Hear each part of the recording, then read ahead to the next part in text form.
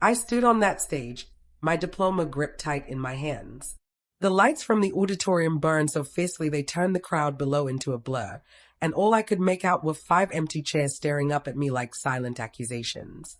My name is Jade. At 35, after 5 relentless years of night classes stacked on full-time work and 2 children who still expected bedtime stories, I had finally earned my master's degree in business administration. The applause echoing around me belonged to strangers. The seats meant for my family stayed untouched, cold. The ache took root in my chest the instant the dean passed me the leather folder. I should have felt victorious, but all I could hear was the hollow sound of my own footsteps crossing the stage alone. To my left and right, graduates vanished into hugs and camera flashes. I kept walking until I reached the side of the stage, where the cheers dimmed and silence gathered close. My phone buzzed against my hip, a single text from Jackson, my husband of 12 years. "We need to talk. Urgent." My stomach plunged, the way it does when a roller coaster drops and you realize you never agreed to ride. We lived in a modest 4-bedroom home on the gray, rainy edges of Portland, a neighborhood where the lawn stayed green year-round and kids grew up knowing sunshine was mostly rumor. Jackson wrote code downtown, with flexible hours that let him pick up the kids after school. Lucas, our 14-year-old, had entered that stage where eye contact with parents seemed life-threatening.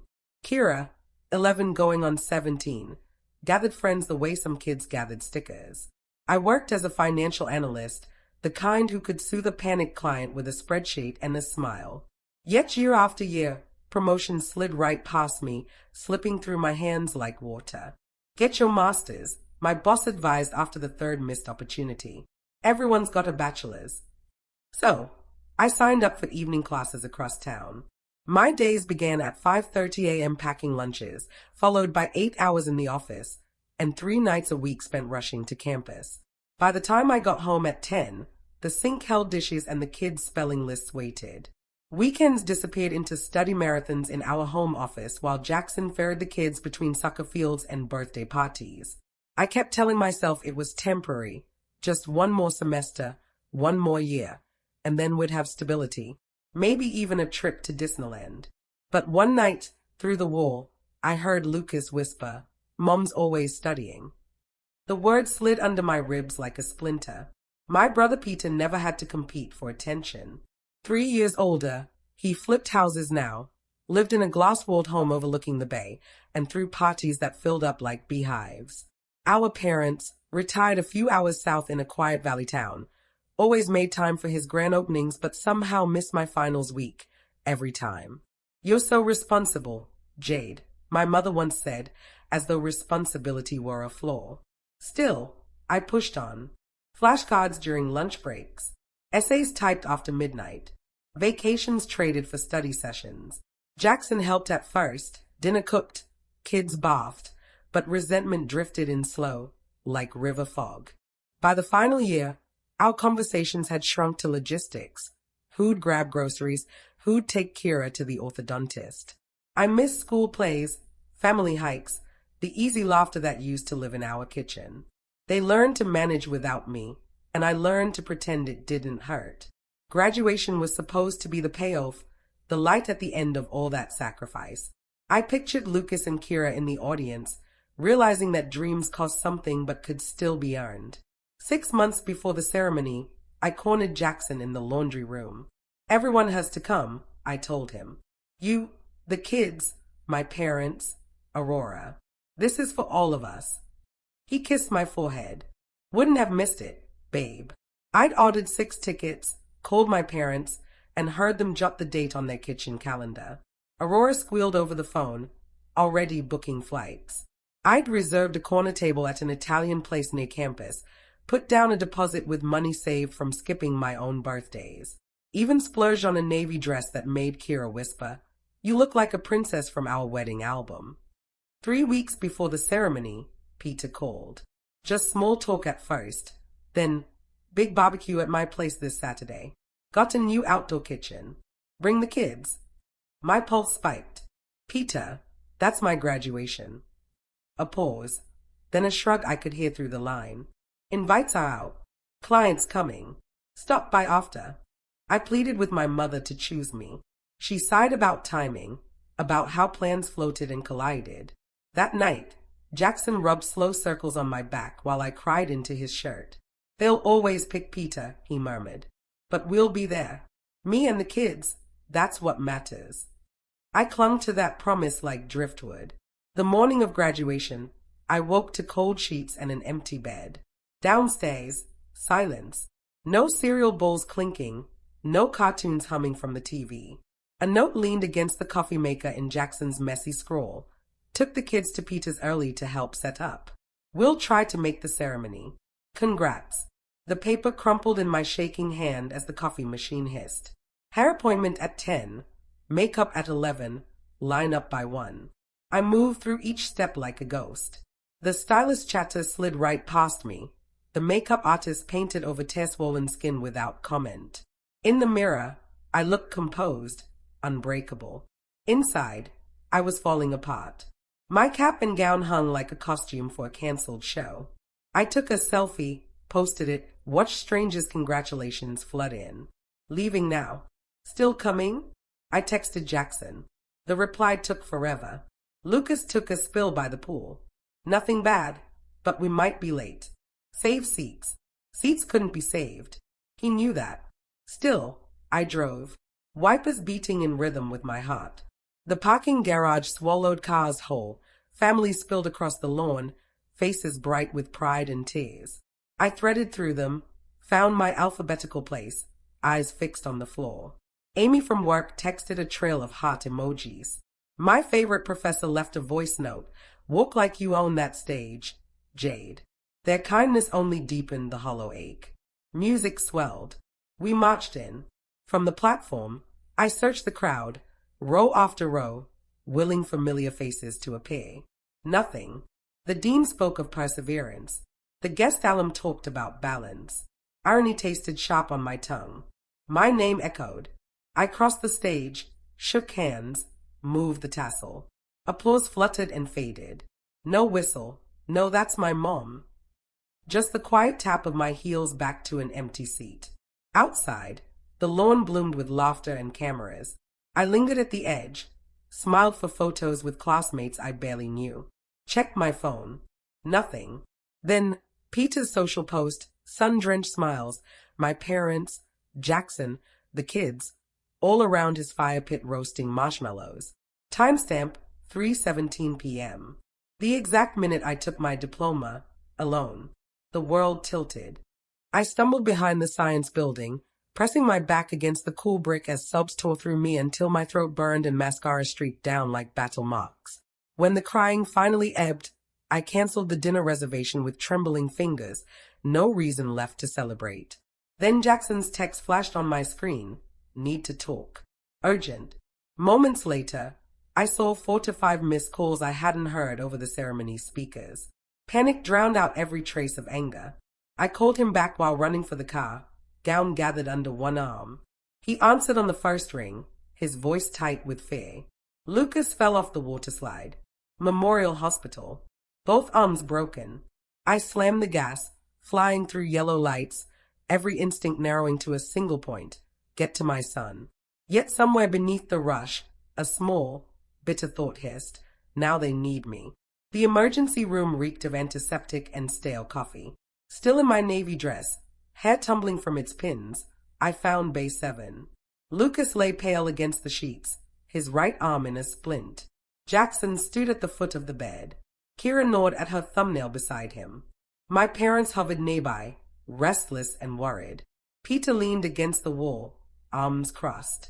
The doctor was reviewing x-rays on a glowing monitor. Lucas's gaze found me. "Mom." Just one word, fragile and cracked. I crossed the room in 3 strides, cupped his cheek. "I'm here, baby." The word slipped out before I could stop it. He hadn't let me call him that in years. Dr. Ramirez turned. "Simple radial fracture. We'll cast it today. He should heal fully in 6 weeks." Relief melted the tension in my shoulders, but seeing my whole family united for a crisis, when they'd skipped my moment of triumph, cut deep. Peter pushed off the wall. "Kid's been asking for you nonstop." I met his eyes. "Funny," He didn't ask for me at 2 o'clock when I walked across the stage alone. The room went silent. Jackson's glance warned me to stop, but 5 years of buried resentment clawed their way out. I graduated with honors, I said quietly. No husband, no kids, no parents in the crowd. Because a pool party mattered more than every bedtime I missed, every vacation I canceled, every night I fell asleep at the keyboard trying to build something better for us. My mother opened her mouth, then closed it again. My father shifted. Peter looked down at the floor. If Lucas hadn't fallen, I said, would any of you have thought about me today? Their silence was my answer. Jackson touched my elbow. Not here. He needs calm. He was right. I swallowed the rest and turned back to Lucas, asking about his pain, holding his good hand as the nurse prepared the cast. Later, in the hallway, he leaned into me, his voice muffled. I'm sorry I missed it. Dad said the party was fine. Guilt flickered across his face, raw and young. It's not your fault, sweetheart, I murmured, smoothing his hair. Adults make choices. I'm sad, yes, but I'm proud of what I accomplished. I hope one day you'll be proud too. He nodded against my shoulder. I am, even if I didn't see the hat thing. That, right there, his words, were the only applause that mattered. Back in the bay, the others had wandered off for coffee. Jackson handed me the discharge papers. I'll grab the prescription. You take him home. I nodded. My phone buzzed. Amy. She'd waited by the fountain, bouquet in hand. I explained the hospital, then asked, come over tonight? I could use a friend. She'd promised dinner and a hug. When my parents came back clutching vending machine snacks, my mother reached for Lucas's cast like she was extending a truce. We'll follow you home. Help settle him in.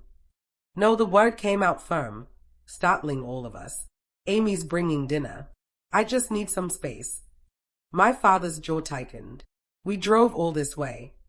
Then enjoy the rest of the barbecue, I said, softening my tone for the kids' sake. I'll call tomorrow. In the parking lot, our goodbyes were stiff, our hugs mechanical, our promises hollow. Jackson buckled Lucas into the back seat while Kira climbed in without a word. I stared out the window for the whole drive, fatigue settling deep into my bones. The house smelled faintly of lemon cleaner. Jackson had hired help while I was gone. A silent apology in the shape of order. Lucas curled up on the couch with pillows and cartoons. Kira vanished upstairs, and Jackson lingered in the kitchen, the rustle of a pharmacy bag breaking the quiet. I'm changing, I said. Upstairs. I peeled off the navy dress and let it fall to the floor like shed skin. Washed my face until the water ran clear. When I came back down, Jackson was leaning on the counter, eyes rimmed red. I know you're furious, he said. Furious doesn't even touch it. My voice stayed low, careful for the children. I feel erased. He flinched. I thought the ceremony would bore them. The party felt harmless. You decided for all of us again. He dragged a hand through his hair. I messed up. But does one mistake erase 12 years? You spent every semester away resenting me for missing you. Then when you finally wanted me there, I blew it. I thought, his shoulders slumped. I thought once you got that degree, you'd outgrow me. The honesty cracked something open in me. I needed a partner, Jackson, not a scorekeeper. We talked until night pressed against the windows, raw, tangled, necessary. We traded promises that felt practical, shared calendars, hired help, date nights that didn't double as errands. When Amy arrived with lasagna and the kids came down for dinner, we sat together on the couch. Mom's taking a few days at the hotel, I told them. Not because of the accident. I just need quiet to think about what our family needs next. Kira's lip trembled. Because we missed her graduation, I added gently, but mostly because I matter too. I hugged them tight. This isn't punishment. It's oxygen. Amy's gift, a leather portfolio embossed with my initials, rested on the table like a quiet promise. After she left, I packed a small bag and drove to the downtown hotel I'd originally booked for my parents. The irony was sharp and bittersweet. The room was still, city lights flickering just beyond the glass. For the first time in years, No one needed a lunch packed or homework checked. I slept 12 uninterrupted hours, woke to room service coffee, and let the tears come without apology. Messages flooded in, my parents' voicemails thick with regret, Peter's flower delivery spilling lilies across the desk, Jackson's daily check-ins growing more desperate. Each afternoon, I visited Lucas with comic books, fluffed his pillows, had lunch with Kira in the school cafeteria, reminding her that families bend, they don't break. By day 5, my boss confirmed my promotion, senior analyst. Private office, solid pay, balance. I stood at the window, city skyline stretching before me, and realized those empty seats had handed me a mirror. I was worthy of the space I occupied. A week after graduation, I turned into our driveway, windows rolled down, the scent of rain drifting through the car. Jackson stood on the porch with a mug of coffee in hand. The house carried the faint scent of new paint. He'd freshened up the kids' rooms while I was away. We sat at the kitchen table, the same one that had seen countless hurried breakfasts. I know I made you an afterthought, he said before I could speak. That ends now. I laid out my needs, one by one, like cards fanned on the table, respect for my goals, a balanced share of the load, no more default parent. He listened, silent but intent, eyes fixed on mine. Together, we marked chores on the fridge calendar, hired a cleaner, and planned a weekend getaway, just us, before I started my new job. The kids burst through the door after school. Lucas's cast was covered in a mess of Sharpie messages. Kira clutched a folded drawing. Our family meeting turned into a rebuilding session. Lucas volunteered for lawn duty once he healed. Kira claimed laundry. Their eagerness startled me. Kids, it seems, want to matter too. Midweek, I met my parents for coffee. No audience this time. I returned their guilt check softly. It's not about money, I told them. It's about patterns.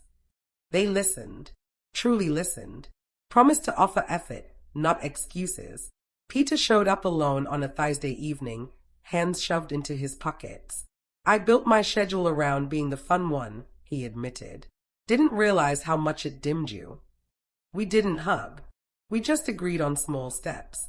His next barbecue moved without complaint. Healing slipped in quietly, like dawn light. Lucas's arm healed. My promotion brought a corner office and a paycheck that eased the constant strain. Jackson cooked dinner without being asked, even posted a proud photo of my new business cards. The kids left sticky notes on my laptop. You got this, Mom. A month later, Peter surprised me with a backyard party, string lights, my university colors on the cake, co-workers mingling with neighbors. He raised a glass to Jade, who proved that late bloomers still bloom brightest. My parents handed me a framed photo from the ceremony, one they'd ordered secretly. I laughed through tears. When I hung my diploma above my new desk, I traced the embossed seal. The degree was paper, yes, but the boundaries I'd forged were iron. I'd learned my worth wasn't measured by full rooms or perfect attendance. It lived in the steady knowledge that I'd earned every inch of progress, and that anyone walking beside me would need to keep pace. To everyone who's ever stood alone on their own stage, thank you for listening. Your triumphs deserve witnesses, but they belong to you first. Hold that truth tight. The right people will arrive, late or early. Just never dim your own light. I'll keep mine shining. Meet me there.